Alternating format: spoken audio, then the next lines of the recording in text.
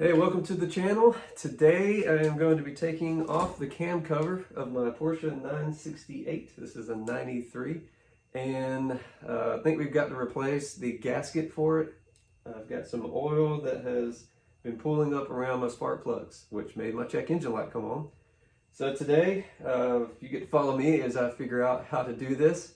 I found some stuff online as far as articles to read on how to do it, but I didn't find a single video.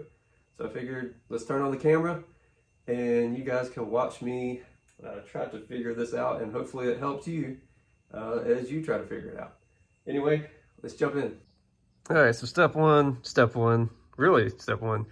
loosen this. I got a 13 millimeter, loosen that. Gonna disconnect the battery. Don't want to make any sparks while we're working. All right, I've already actually taken a bunch of stuff apart, but I figured help you step by step. First thing, 2 little bolts hold this little tag on. You take those off and be careful because they will fall off. And then this little guy, emblem comes right off like that. All right, once we got that shield off, I've already pulled the plugs, but show you what it's working with here. You can see I already cleaned it out a good bit, but there's actually a good bit of residue and oil still in these chambers. This one was the worst, but you can see it was pulled up right there. And that one, the back one, surprisingly was completely dry, which means, it's probably tightest back in that corner. So I have, once that is off, what I used was a 4, I guess it's a millimeter, it just says 4 on it. Allen head, just on, my drive here. And we will back out each one of these with this. But first, we've got to get this fuel rail off, I believe. I'm going to figure this out as we go. Or at least I got to get these fuel lines out of the way. They're laying over the top of the cover right here. So, going to break them loose and we'll take it from there. Okay, I could not get my spanner on this one back here because this was in the way, but an open-handed or open-ended on there, pushing back towards the firewall to loosen it, broke it loose. All right, so I got this one undone. First one's out of the way. Have a little catch rag because you are gonna have a little bit of gas that comes out of these lines. And it looks like, this moves pretty good. I don't think I need to take it off entirely. So for now, I'm just gonna loosen or take off the ends on each side, and we'll see if that gives us enough clearance to get the cover off or not. All right, next up, this one. Okay, I'll show you how this works. So I got my 17 crowfoot on the inside piece. I don't have a crowfoot for a 19.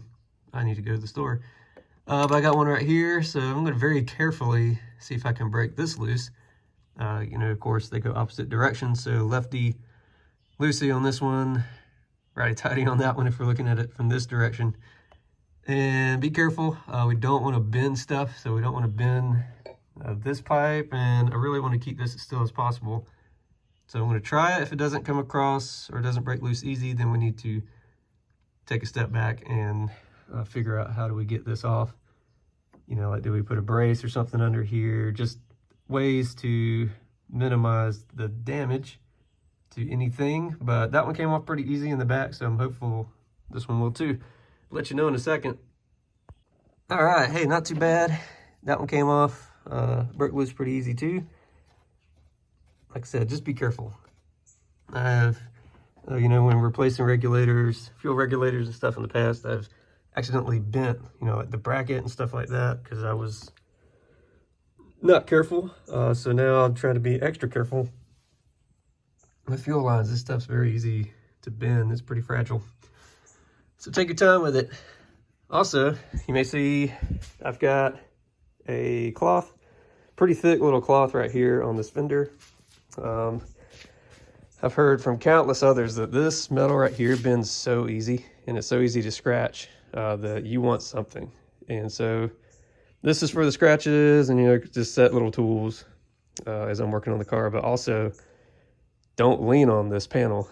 Because if you lean on this, like your elbow or whatever, will make little dents in this metal. So it's a very soft metal. So as I'm working on this car, I'm really having to bend over.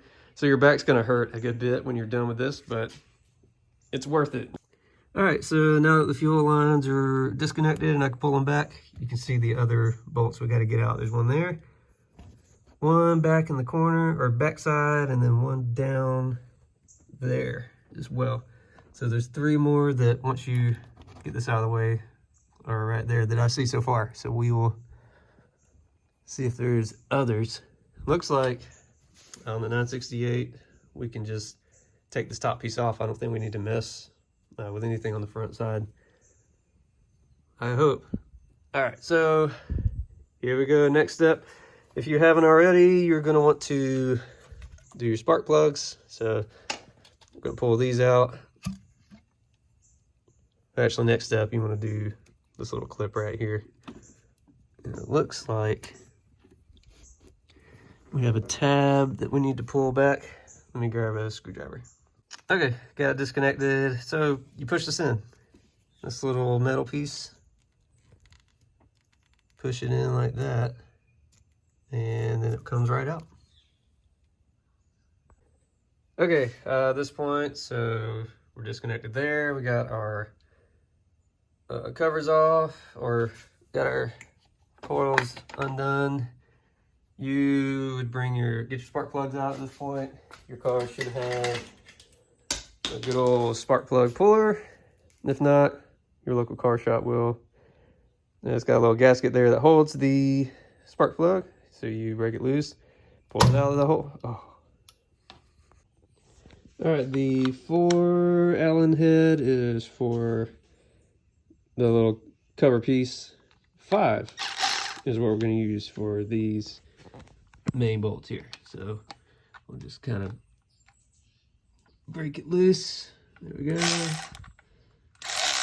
Back it on out. And we gotta be careful that I do have my plugs holes covered or plugged with paper towel, but we don't want to lose these bolts right here. So let's see what they look like. Yeah, they're interesting little. I don't know if it's gonna come out. Let's see. Okay, well, looks like it has a piece on the end, so maybe it doesn't come off until you take this off. I don't know if you can see in there. There's looks like, I'm not sure how you get that off. All right, we'll find out. So I'll do a couple more, see if any of those come out. But you might have to leave them in and then take it off, and that makes me nervous. I don't want anything to fall in there, but we'll try a couple more.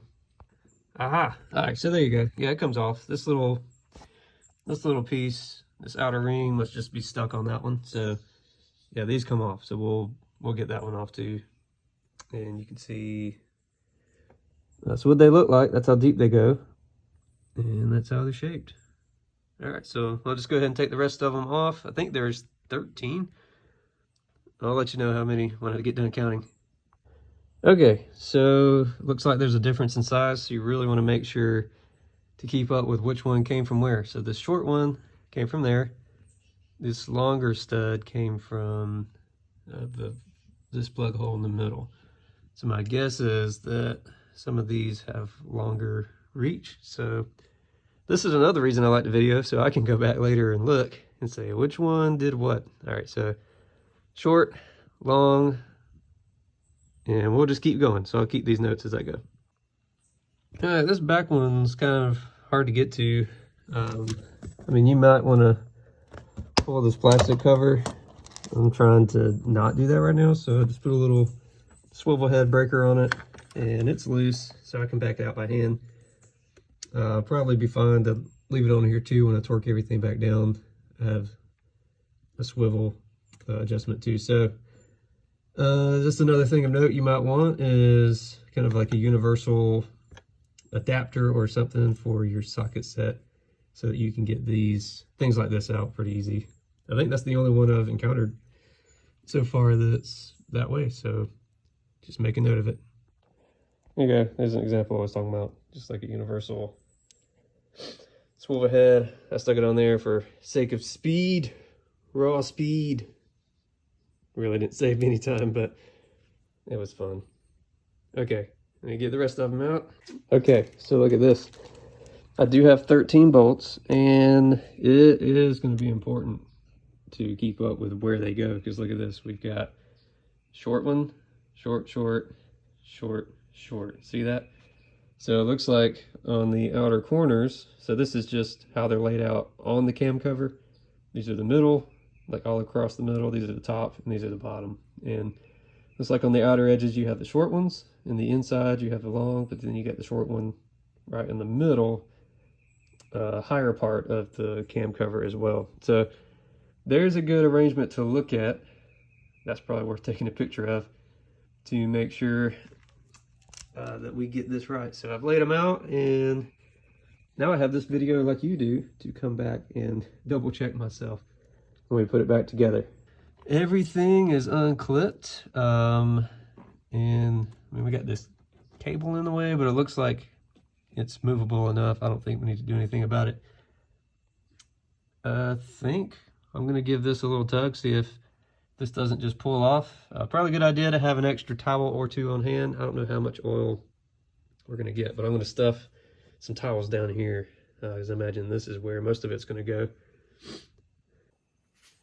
All right, so in the process of all this stuff, I went to remove my hall sensor, which I knew was already pretty crunchy. The connection was not so great, and as I took it off, all the plastic bits for the retaining side fell apart. So I'm gonna have to do a little bit of custom with a K-ization to get us through for now, but looks like I'll make a future video. Okay, so this was actually pretty tricky. I got it loose now. I mean, they're all out, and it was on pretty snug, like suction on there. So I just very gently pry it a little bit, like right here. Just kind of twist it a little, and back there. And let's see, where else did I do it? A little on this back section right here, just gently prying like that way a touch. And it just kind of, you know, like unsuctioned off of it. So again, just super gentle, don't go crazy prying stuff, but I couldn't get it by hand, so I had to do something. And now it seems to be loosened up, so let me tug it off the rest of the way, and we'll see what we're working with. All right, the cover is now off. So overall, I mean, I don't see any breaks or anything in this gasket, but it is pretty stiff. Like it's a bit crunchy. These two pretty brittle, and they're pretty loose. You see it just kind of deformed looking. So these have had it. These are pretty worn out. That one stayed on. It's on the motor still, but it's there, or in the cam area. So we'll have these that we'll replace, all four, and I got the outer gasket. We're going to take this one off, put the new one on, and it doesn't look like, I'm trying to see if any sealant was used or anything. I'm going to look that up. I don't know, but we're just going to pull this one off. Yeah, it's like it just fits in there, like in the grooves. You be careful, I don't want to be scratching up my... Alright, yeah, it's a two-hand job, I don't want to be scratching that up. Okay, so anyway, we'll get these off, we'll get the new ones on. We'll take a look inside at the cam too.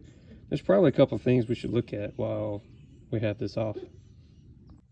Alright, look at here. So we've got our cams are visible now, got our chain and pad. So I know that it's a good idea to look at all these things. I think one thing I was reading is, you know, turning the motor by hand, clockwise, and checking out your teeth, you know, making sure all your teeth on your cam gears are good. You don't want to see any chipping or broken teeth. You know, this chain, I'm not sure how tight it's supposed to be. I really don't know. You know, I've not done this stuff before on this car, but it looks good and tight. All right, so upon further inspection, do see a crack on this pad right here. So the chain pad Does have a good crack all the way across, and that's no bueno. So unfortunately, my super quick, you know, just swap out the gaskets and keep rolling has turned into I need new chain pad, and we need to replace this hall sensor right here. So good times. Looks like this video is going to get a little bit more expansive. All right, so I'm going to figure out how to go about that. I'm sure it's going to be timing related, so I'm going to lock the flywheel, probably get these belts off, take the cams out, I'm sure.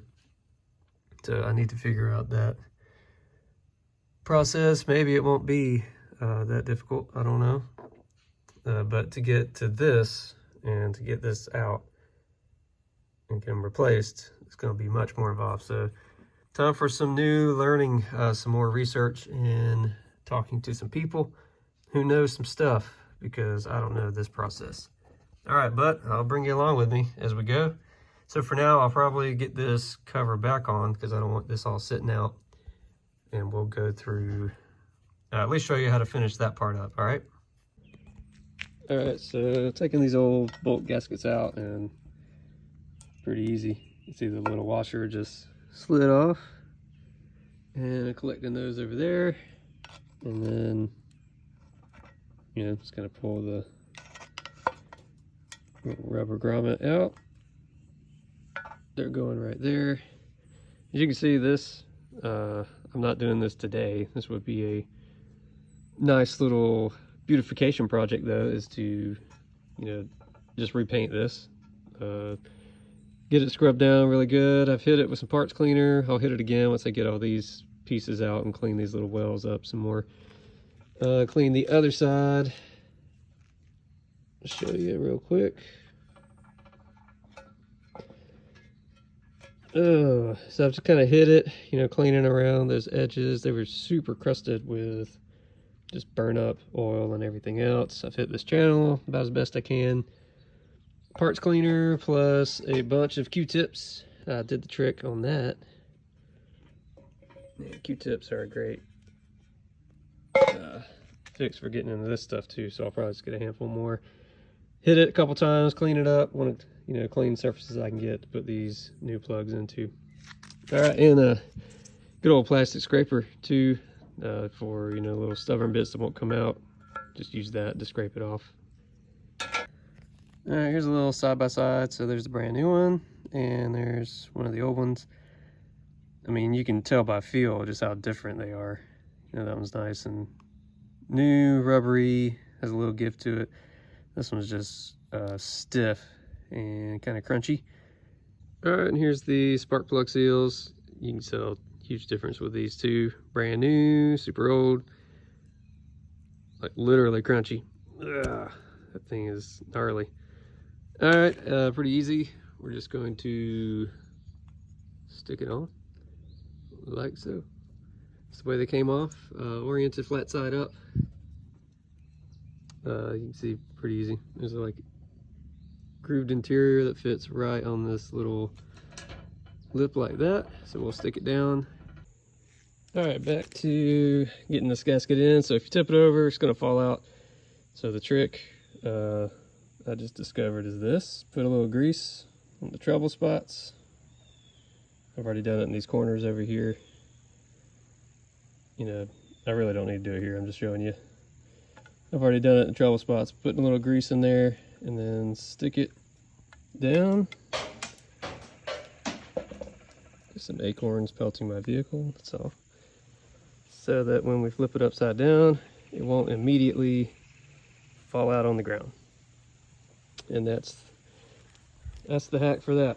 There you go.